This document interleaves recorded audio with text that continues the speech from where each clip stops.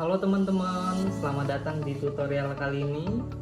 Pada kesempatan ini kita akan membahas dan mempraktikkan cara mengukur tegangan 220 volt menggunakan dua jenis alat ukur yang sangat umum digunakan, yaitu multimeter analog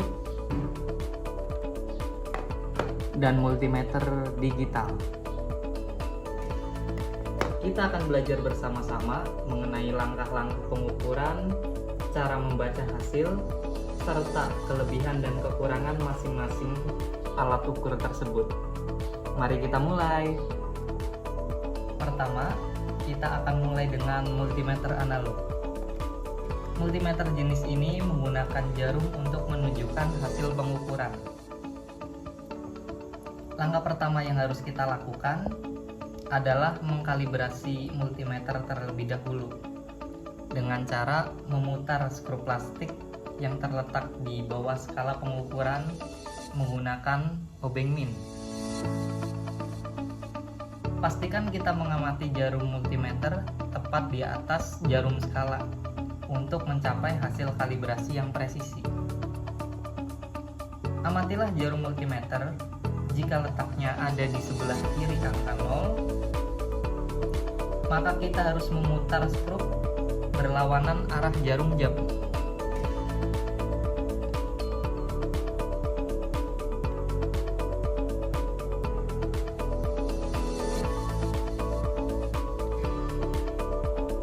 Sedangkan jika letak jarum ada di sebelah kanan multimeter, kita harus memutar skru searah jarum jam.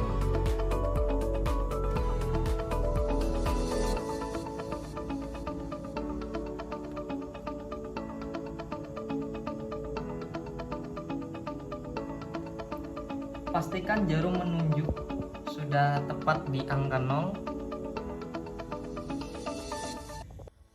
Langkah selanjutnya, memilih skala yang tepat untuk pengukuran tegangan AC. Untuk mengukur tegangan 220 volt AC, pastikan kamu memilih skala yang lebih besar dari 220 volt AC, seperti skala 250 volt AC atau 1000 volt AC.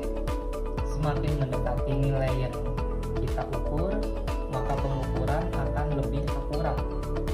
Oleh karena itu, pada kesempatan ini kita akan menggunakan skala 250 volt AC.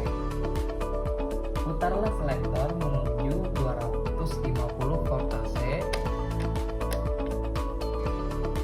dan hasil yang akan kita baca nantinya ada pada barisan batas atas skala 250 volt pada multimeter. Langkah selanjutnya, pasang kabel merah pada positif terminal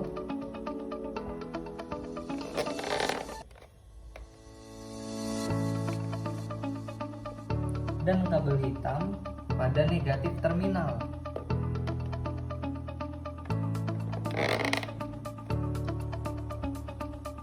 Masukkan prob merah dan prob hitam pada masing-masing lubang stop kontak 220 volt AC.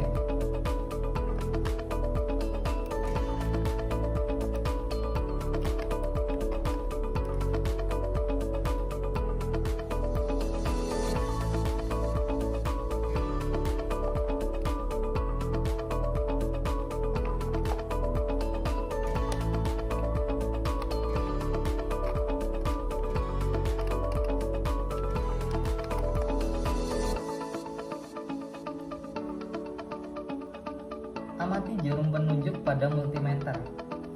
Bacalah angka pada barisan skala 250. Tulis terlebih dahulu angka terdekat di sebelah kiri pada jarum multimeter. Seperti yang kita lihat, angka yang paling mendekati adalah 200. Lalu hitunglah jumlah strip dari angka 200 tersebut sampai jarum yang ditunjuk. Kita hitung bersama-sama.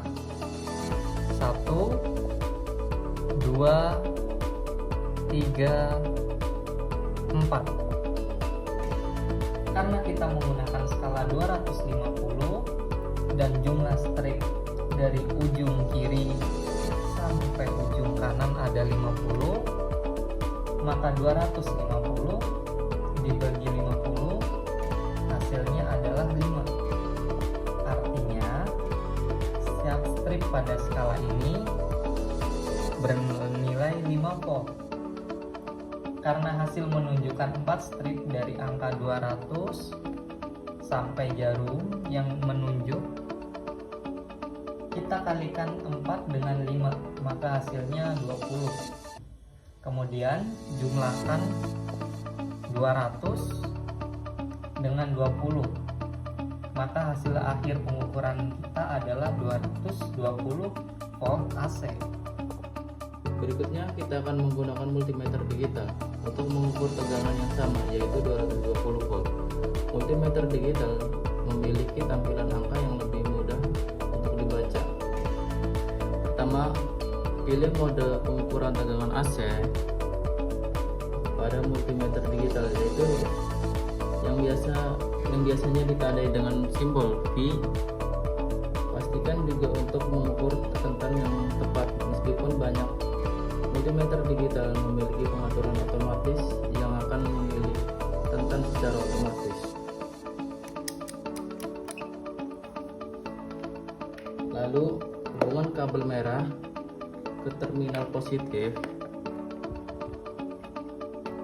dan kabel hitam ke terminal negatif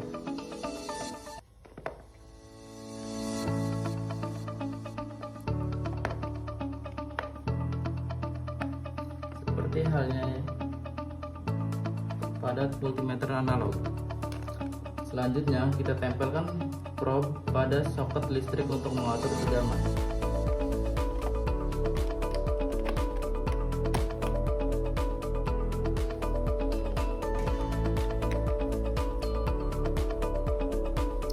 Hasil pengukuran akan langsung ditampilkan pada layar digital. Jika hasilnya adalah mendekati 220 volt, maka tegangan di soket tersebut adalah 220 volt. Keuntungan dari multimeter digital adalah membaca yang lebih akurat dan mudah dibaca, tanpa adanya kesalahan pembaca yang sering terjadi pada jarum analog. Sekarang mari kita bahas hasil pengukuran dengan multimeter analog. Hasil pengukuran biasanya ditunjukkan dengan jarum yang menunjukkan angka tertentu pada skala tegangan.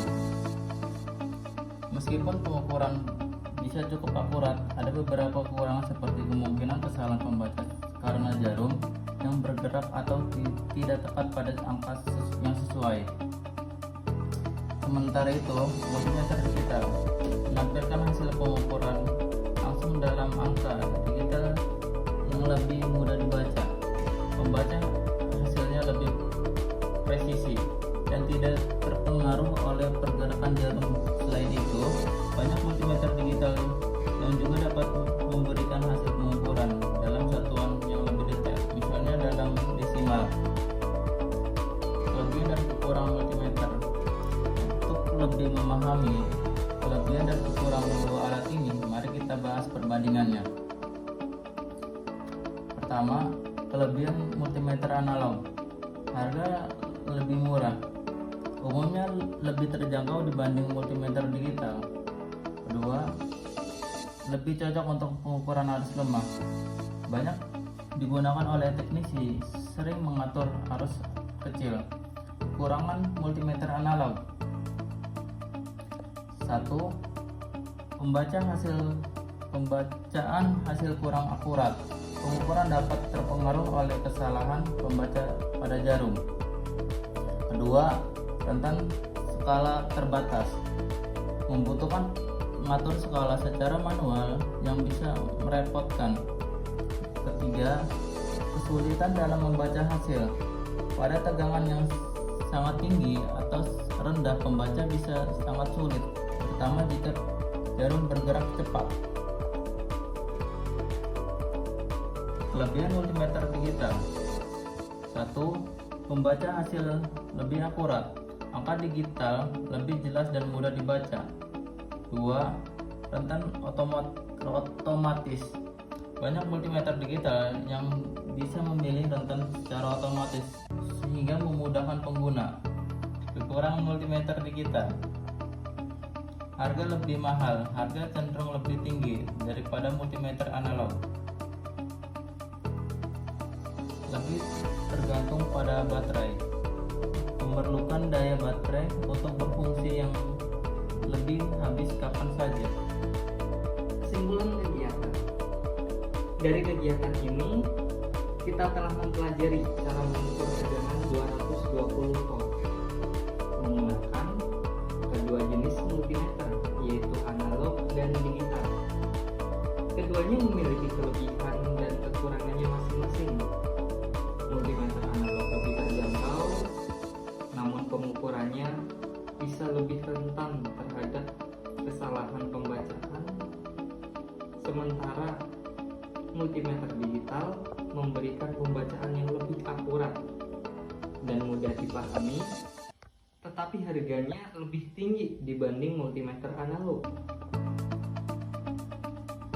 Penutup. Semoga video ini bermanfaat dan bisa memberikan wawasan baru tentang cara mengukur tegangan serta perbedaan antara multimeter analog dan digital. Jangan lupa untuk selalu berhati-hati saat bekerja dengan listrik dan pastikan alat yang digunakan dalam kondisi baik. Jika video ini membantu, jangan lupa like, komen, dan subscribe untuk video-video tutorial selanjutnya.